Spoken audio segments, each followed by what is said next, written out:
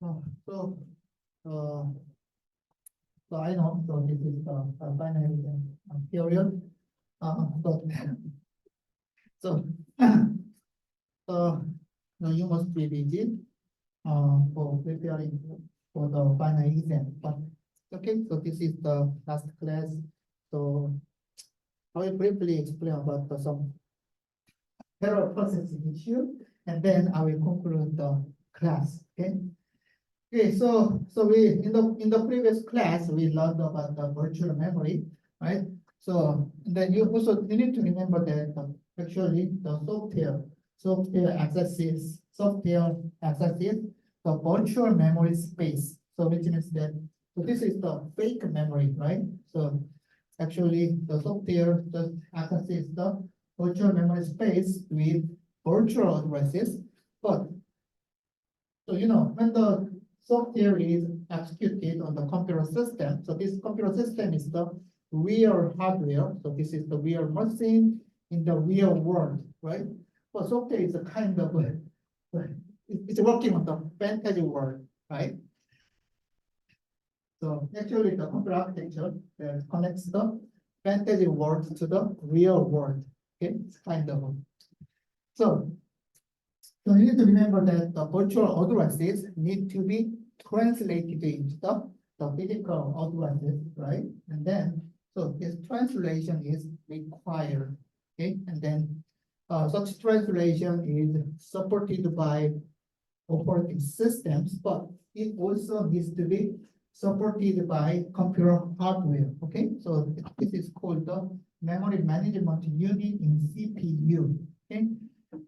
So also, not to support the fast access to the page table, the computer hardware also so provides the cache of the page table. And then this cache of page table is called the TLB, the translation leukocyte buffer. Okay, that's what we learned in the previous class. And then, so actually, what is this? So, I will show some example of the cache organization in real processors.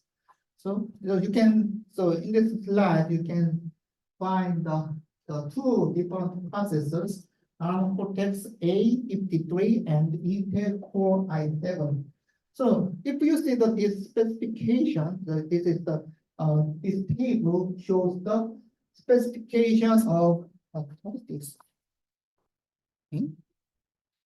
The specification of CPUs. So you can find the L1, so like the L1 cache and then L2 cache also. As you can see, Intel has L3 caches. So L3 cache is called also called last level cache. Okay? And then you can find some configurations of cache. So actually, we learned about these different configurations of cache in the chapter 5, right? Okay.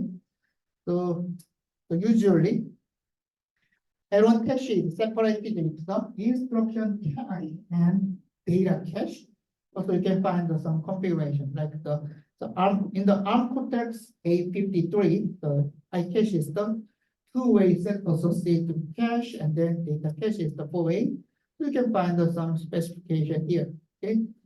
And then also you can find the replacement policy, and then it can be different by the different processors. So you can see the ARM Cortex uses the random replacement policy, and then Intel i7 uses approximated LRU, okay? So this is not true LRU, but this is kind of some modified and then approximated the LRU. Okay, so you can find some different configurations of the different cache levels. Okay, and then also you can find the TLB organizations. So as I mentioned, the TLB is the hardware, is the cache. It's cache of the page table. So you can find the width of the virtual address and then the width of the physical address. So actually, so even though we use the 64-bit computer systems, as you can see, but we don't need to use the very large virtual memory actually. So actually 2 to the power of 64 is a very large number. Okay, so actually the software does not require this amount of memory. Okay, but it's also very large. So you can find the how many bits are used for the virtual addresses and the physical addresses.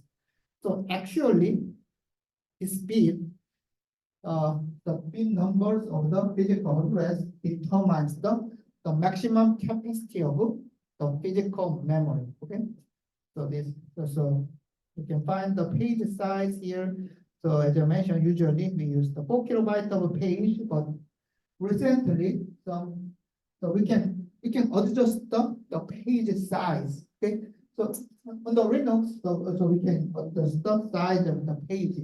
So we can use the very large page, such as the 2 megabytes or 4 megabytes of page. Okay. So you can find some TLB organization here. Okay. Right here. So, okay. So we learned about the memory hierarchy, and then you need to remember that why computer systems employ memory hierarchy. Okay, and then also you need to understand how the memory hierarchy is exploited. So which means that we can observe very strong data locality in our workload. So that's why we use memory hierarchy. So which means if the data locality is not observed in our application, so we don't need to use the memory hierarchy. So it depends on the characteristics of workload actually. So it means, so recently we use the big data application. Some big data applications exhibit the very low data locality. Actually, it's called the weak data locality. So it means that the cache is not utilized well for this type of applications. Okay, sometimes. Okay, so it depends on the characteristics of applications.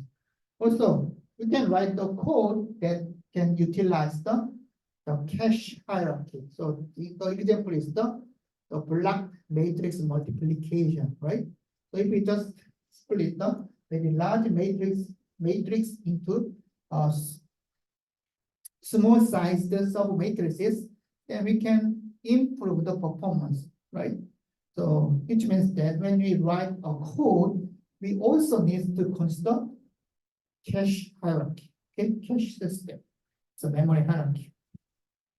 It's because it's very critical. It's very critical for the performance of a computer system. Okay. So, so we conclude the memory chapter, and then so I briefly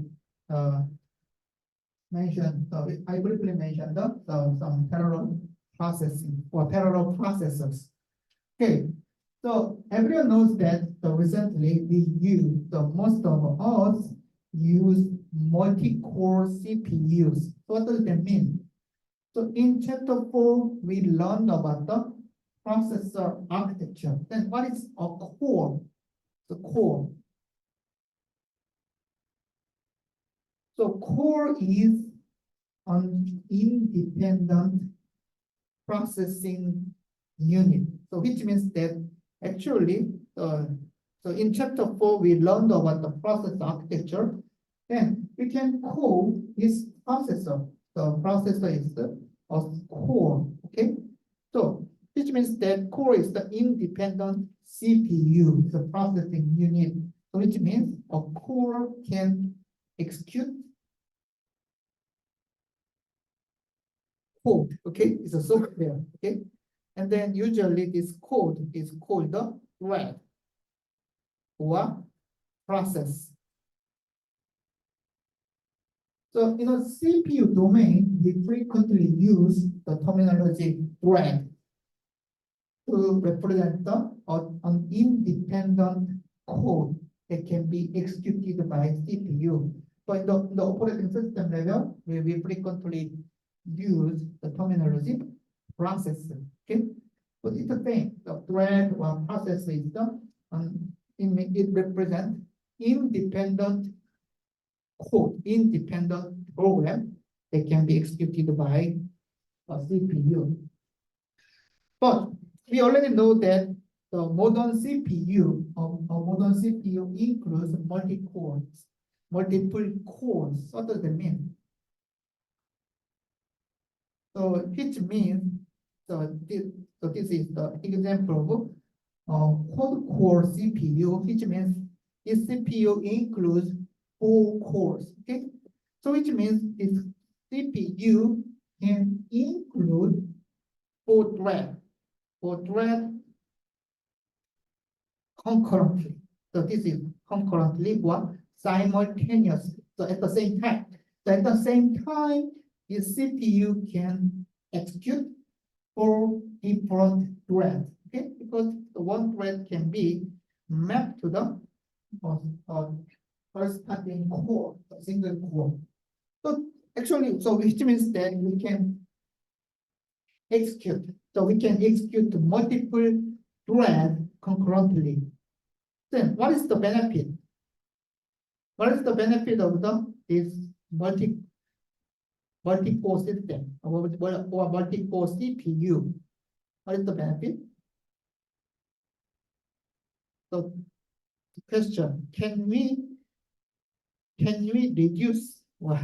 So which means that, so actually in order to improve the performance of a single thread, then we need to reduce a latency, the latency of this thread, right? So can we reduce the latency of a single thread with the multi-core CPU? Actually, no, because I mentioned that one thread is assigned to the single core, which means that if we just execute the one thread, and then this thread just use only this core, so it means we cannot improve the performance. We cannot improve the performance of this single thread with the multi-core CPUs. And why do we use multi-core CPUs? It is because we can improve throughput. Okay, we can improve throughput.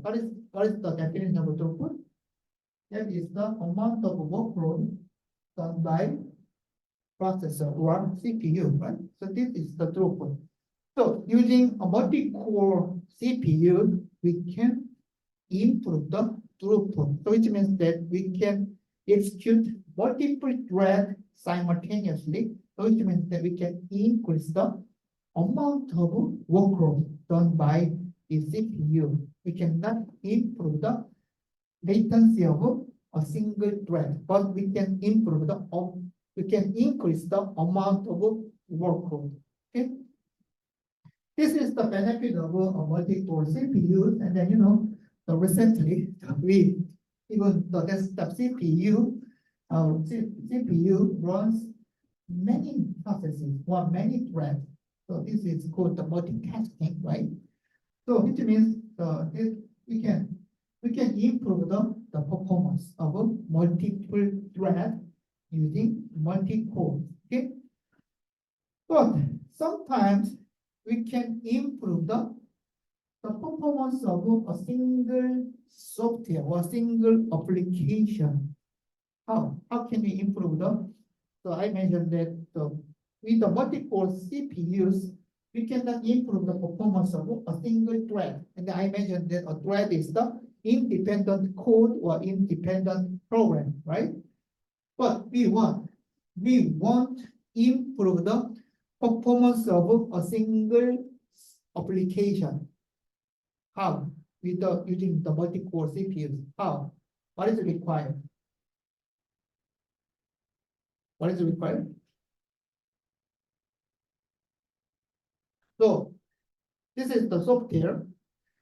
So if you just check the running processes, then you can find that a single application actually launches multiple processes.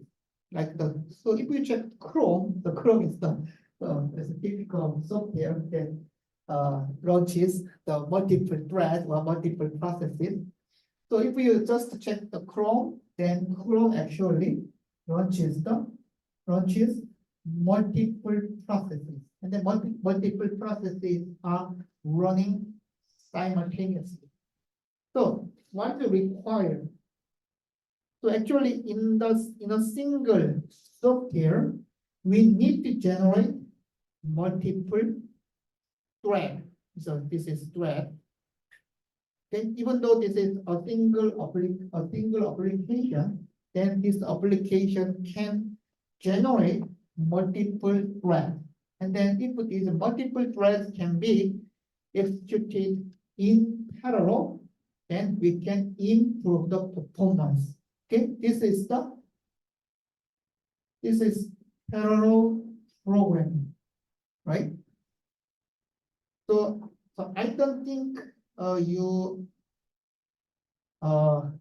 if you are the sophomore student and then the second year university student, then I don't think you're familiar with the parallel programming. Okay, so actually, so we can write a parallel program using the parallel API, like the pthread or open MPI. So this is the kind of very popular API for parallel programming. So like the pthread. So for example, the matrix multiplication. So matrix multiplication is kind of a single thread. So we can write the code, very simple matrix multiplication code using a single threaded programming approach. Okay, so which means that we can just write the code and then we generate the binary, and then this binary just launches one thread. This is the typical programming methodology, a typical programming approach, right? Then this program cannot utilize the multi-core CPUs, right? Because only one thread is launches, and then this one thread is just assigned to the single core. So it's not good actually. Then how? We need to develop parallel programs or parallel algorithms. So example is the blocked matrix multiplication. So which means that we just split the single large matrix into the multiple sub-matrices, and then we just assign one thread for this single sub-matrix. Okay, this is the example of parallel programming. So actually, in order to increase the performance of our application for the multi-core processor, then we need to develop parallel programs or parallel algorithms. Okay, so which means that we need to use some API like the pthread or open MPI. Okay, so actually this is very critical for the modern application, right? So you know the AI applications, so actually utilize the multi-cores of GPU. So it's kind of a parallel programming. Okay, so this is very critical recently. Okay, so parallel programming. So, but it's not easy, you know. So we are very familiar with the sequential program. So it's a single threaded programming, right? So it means that the code code is executed from top of the code and then to the bottom of the code sequentially. Okay, we are very familiar with this type of programming, so serial programming. But for the parallel executions, we need to develop parallel algorithms. Okay, so it's not easy, it's difficult. That's why we need to run algorithm. Okay, so more advanced algorithm. Okay, so another difficulty is that the partitioning or coordination and communications. Okay, it's very similar to the group project, right? So which means that if we increase the number of members in our group, the performance is not its performance is not improved easily. So which means that actually, so for example, if we just invest 4 workers for some task, but for this situation, the performance cannot be 4 times. It's not possible. Why? There can be many reasons, but these are some common reasons of performance overhead of parallel programming. So we need to split some work into the very independent parts, and then actually these partial result needs to be aggregated and merged. So actually this part is also required. So which means that this part is not parallelized. So if the task is not parallelized, then we cannot also utilize the multi-core. Okay, so so actually, so the parallel programming is not easy, but also the parallel executions and the performance is also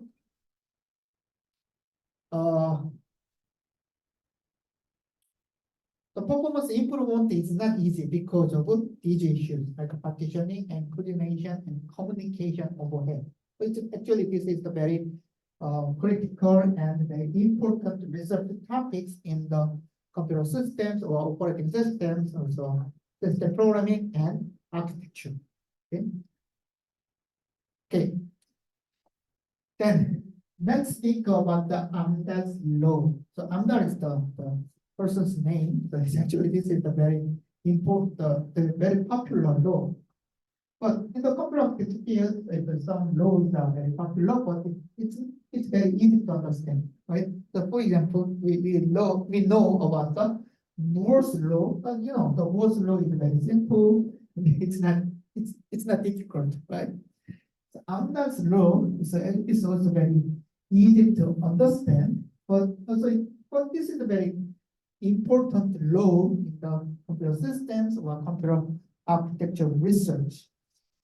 Okay, this is some intuitive equation. Okay, so Amdahl's law explains sequential part can limit speed up. So what does that mean? So I mentioned that in order to improve the performance using multi-core CPUs, then we need to split the task into the multiple independent tasks. Okay? Which it means that this task can be parallelized.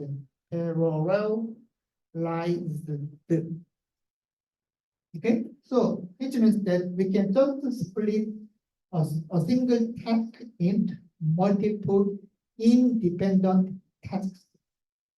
But as I mentioned, a part of a task cannot be parallelized.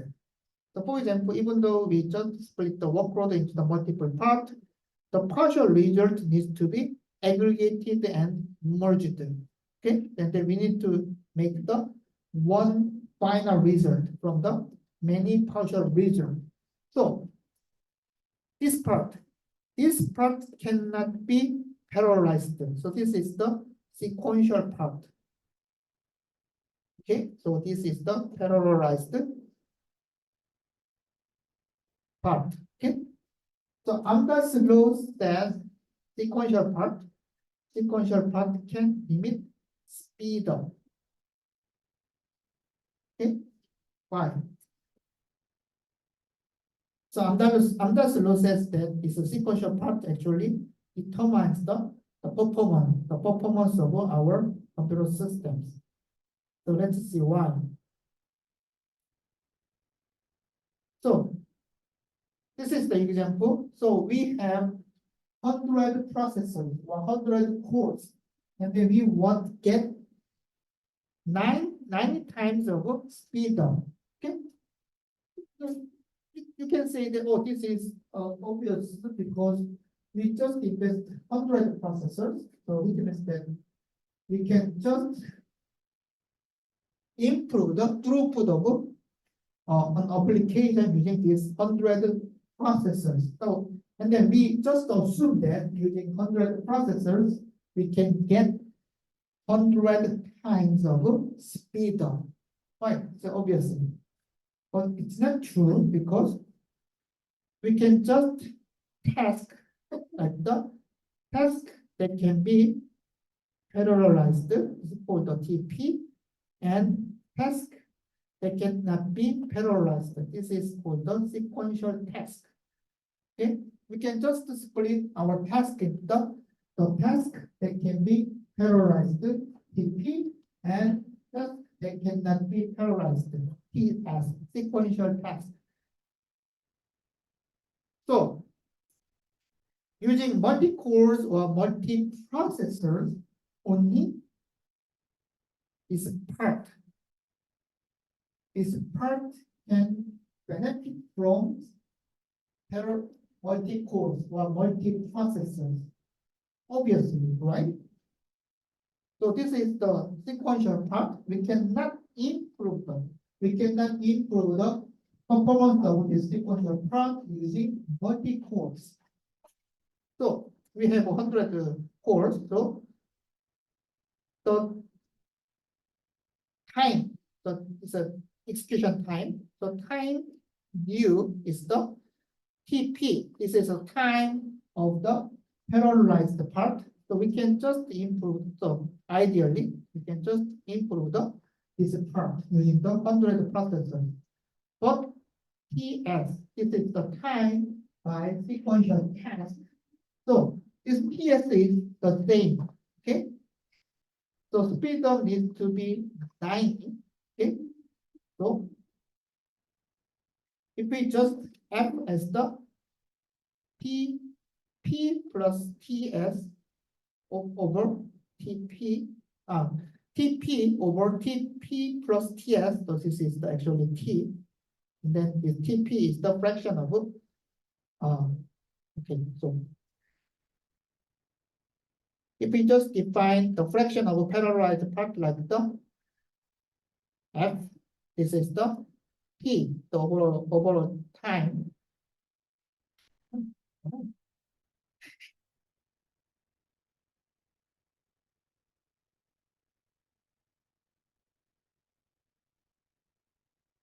T over TP over T, so this is the TP over TP plus TS. Okay, so if we define F like this, then the speed up is 90, then we can just define speed up like this. Okay, so in this case, the F parallelizable. So this is the fraction of parallel task. It should be 0.999. So which means that in order to get 90% of speed up, so our task actually, so nearly 100% of our task needs to be parallelized. Okay, so totally parallelized. Okay, so this is not easy actually. So because of this TS, the performance is relative. Okay, so this is the example. The workload is the sum of 10 scalars and then 10 by 10 matrix sum. The scalar, so in Korean it is called the scala, but actually it's a scalar. So 10 scalar, so which means that this is the scalar computation. So this is the serial part. But 10 by 10 matrix sum, we can easily parallelize this matrix sum, right? Because the matrix sum is like the A plus B, so which means that each element is just added in the matrix. So which means that the matrix sum can be easily parallelized, but scalar computation is not parallelized. It is to be sequentially computed. So let us so this is the add operation. So that is our add operation. So using the single processor, so which means that this is the single core CPU. So we can say, so this is the total execution time. It's the 10 from the 10 scalar and then 100 because the 10 by 10 matrix includes the 100 elements, right? So this is the total execution time. So using the 10 processors, so I mentioned that this is the sequential part, so it cannot be parallelized. Then this part can be parallelized. So actually, this is the same 10 add, and then we just reduce the 100, so the matrix sum part as the 100 divided by 10. So it is the 20, it is equivalent to the 20 multiplied by time of add operation. So what is the speed up? So this is the 110 T add, and then is using the 10 processor, this is the 20 T add. So speed up is just 5.5.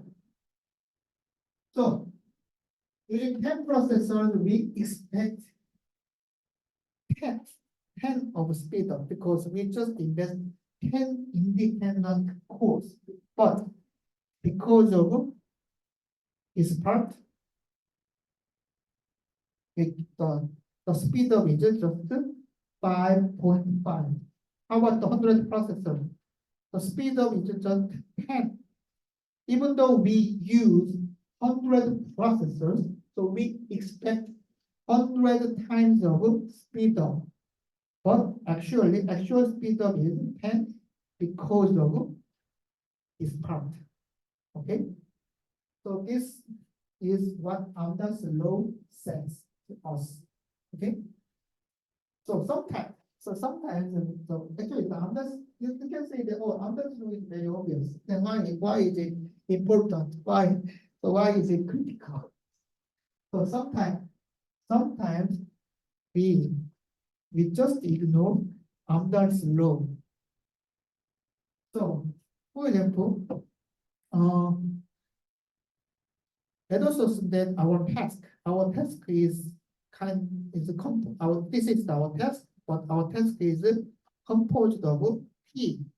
So this can be enhanced, and then P that cannot be enhanced by the PX. So we want to enhance, we want to improve our performance of our system, right? But if the TE plus TX, this is the fraction. If this fraction is very low, this fraction is very low, even though we improve this part, the overall improvement is also very low. That's what Amdahl's law says. So, which means that we need to focus on the part that occupies the large portion in the task. Okay? So F needs to be large. Then we need to focus on this task. Okay. This is what Amdahl's law says. Okay. So for example, we want, so this is the system, the server system, and then server system has part of workload like the game. Okay, this is the game. So we just invest the 10 minutes for this game of around the 24 hours. So, but we want to improve the performance of our this system. So then we can buy GPU, but only the 10-minute part. So 10-minute part is just improved out of 24 hours part. So this is the bad adjustment kind of. Okay. So this is kind of some Amdahl's law. Okay. So, but the Amdahl's law just says that actually the so if we just focus on Amdahl's law, then the multi-core is not a good idea, right? Because in a single application, so actually the single application is includes some serial part and then some parallel part. So even though we increase the number of cores for this parallel part, this part limits the performance improvement. Okay, so this is not a good situation. Okay, so Amdahl's law actually says that the multi-core is not a good idea, right? But so we know that the multi-core is the good idea. Why? So it is because if we just use multi-core, then we can just increase this parallelized part, the amount of parallelized part. So example is the GPU applications. Okay, so because the GPU has many cores, so using this GPU, we can run multiple threads concurrently. So it means that if we can use the GPU, then we can also increase this parallelized part, or parallelizable applications. Okay, and then so recently everyone runs the GPUs for AI or parallel applications. Okay, so strong scaling. So this is the Amdahl's law. So the problem with the strong scaling is that the problem size is fixed. So sometimes it's not a good conclusion. So sometimes we can just apply the weak scaling. The problem size can be increased by the number of processors. Okay. Okay, so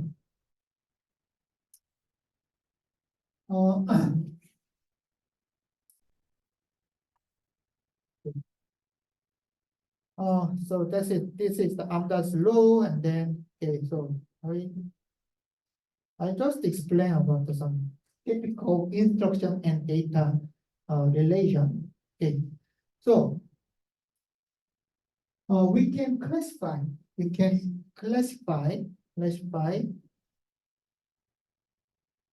processors by instruction and data, the relation between instruction and data. So what does that mean? So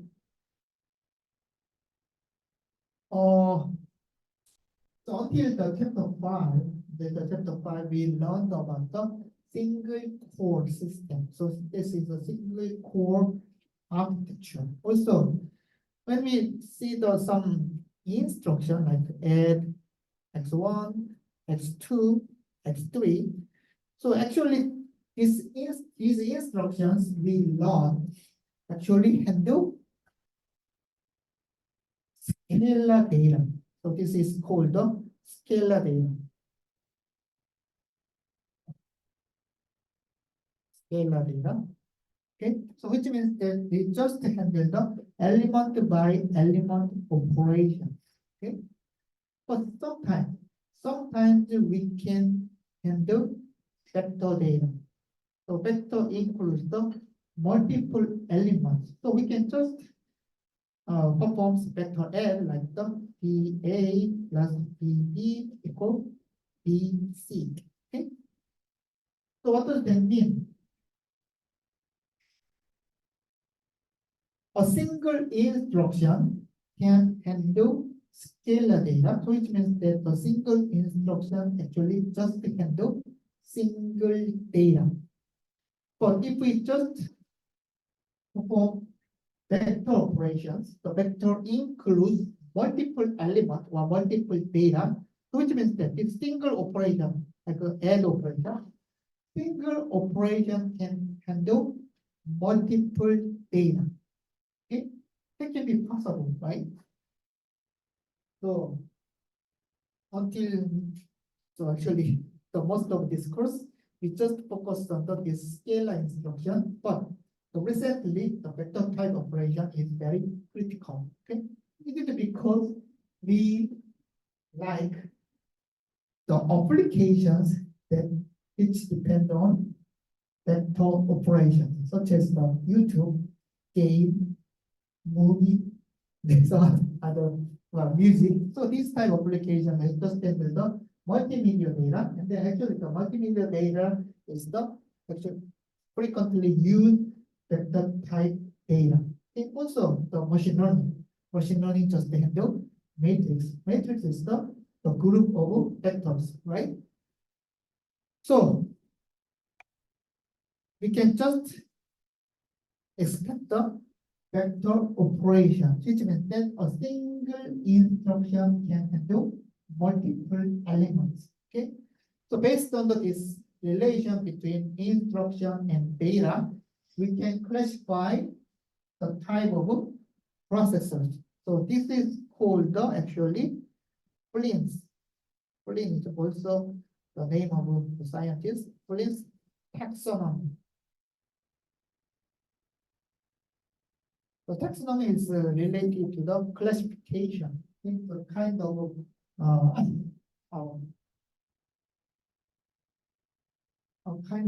classification. So we can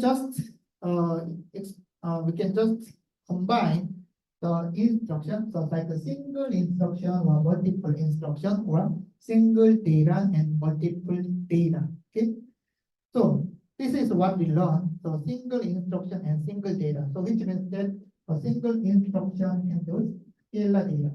So this is the what we learned until the chapter 5. Okay. So, and then this is the single instruction. So single instruction and single data. So this is called the SISD. Okay. So like the Intel Pentium 4, so single core process actually. And then what's this?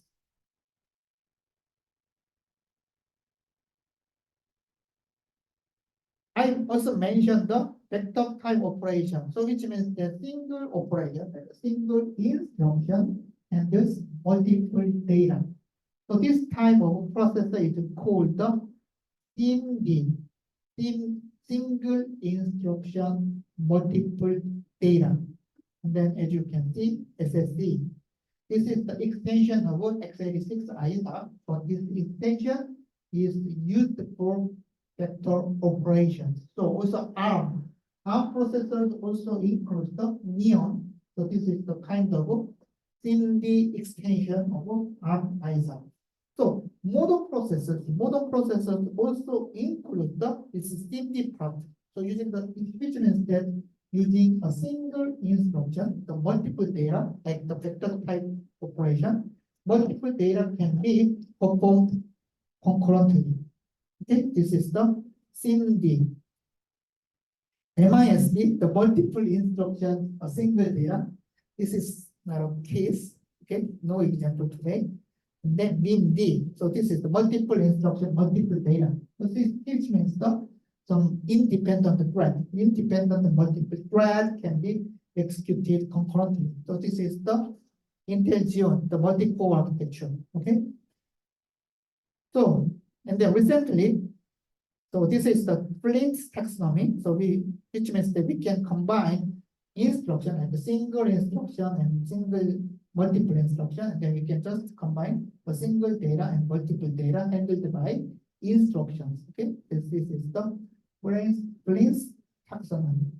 Okay? And then recently, so this part, CMD is also very important part in the CPU, also in the GPU. Okay, so this is kind of example of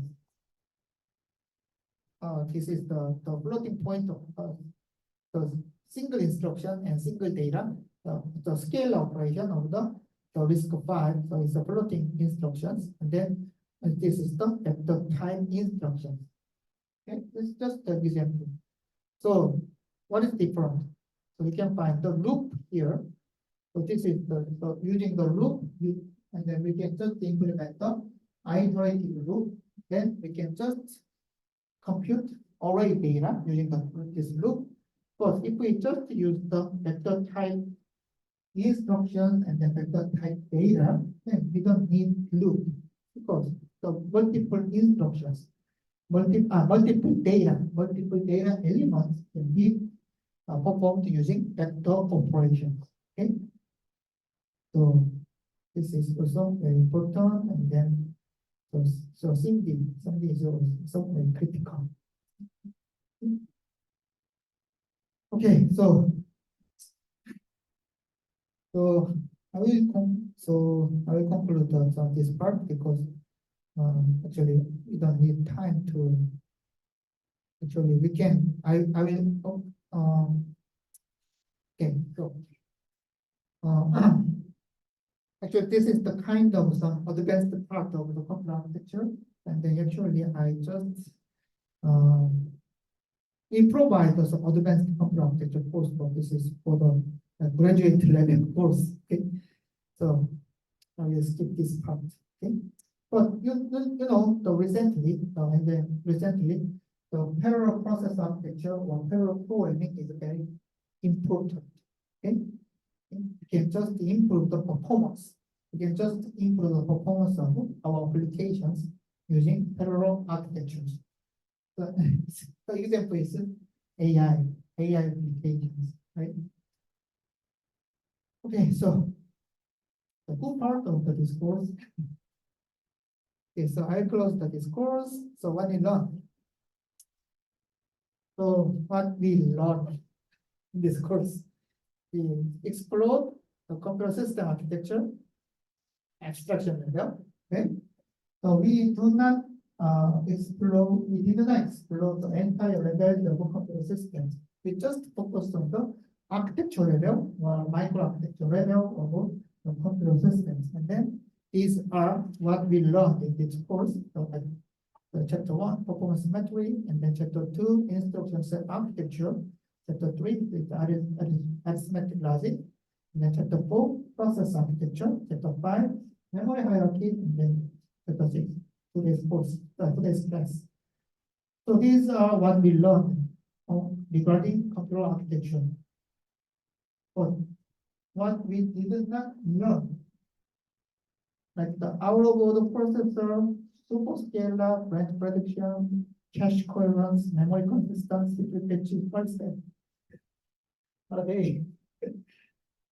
So actually, modern processors like Intel i7 or Intel Core architecture, also even the Qualcomm Snapdragon, the Samsung Exynos.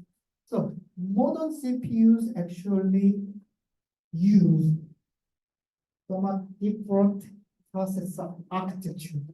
So in this course, we learned about the pipelining, the pipeline processor architecture, like 5-stage pipelining. But in the modern CPUs do not use 5-stage pipeline architecture. So this is just the basic. So we need to understand this is because this is the fundamental knowledge for computer architecture or processor architecture. That's why I said that the pipelining is very critical, very important But the modern CPUs use some different architecture for better performance, improved performance. For example, in the out of order process. Okay? We learned about the in-order processing, but modern CPUs, so actually we learned about the in-order process architecture, but the modern CPUs use out of order processor architecture. Okay? So that's what we did not learn. So you can learn about the out of order process architecture in the advanced computer architecture course. Okay? Like actually, unfortunately, the advanced computer architecture is not provided for undergraduate students, so it's provided for graduate students. Okay? And then superscalar and prediction, so it was very critical for the performance. And then actually multi-core architecture, cache coherence, and memory consistency is also some of the important topic. And then storage system, and then artificial, like the accelerator. So actually, the computer system, the improvement or development in computer system is very fast, right? So it means that actually, so you need to learn more, okay, about, if you want to understand more about the computer systems or computer architecture, and so you need to learn more about these topics. Okay? So another topic is the GPU, and then accelerator, and TPU. Okay? So the problem is that our problem is a good thing. So the computer systems, computer systems have advanced with a very high speed. Okay? That's why we select this area. Okay. So which processing level? Right. Okay. Then we can say that this is the golden age for computer architecture. So if you are interested, then you can click this link, and then you can. So actually, you can click this link. So this is this is the Turing lecture. The Turing lecture provided by Harrison and Hennessy. They are very legendary computer architecture researcher. And then also the professors. Okay? Okay, so this is the end of the course, and then I conclude this course. Okay. So thank you for your effort, and then thank you for your attention for this class and then courses. And then also good luck for the final exam. 감사합니다.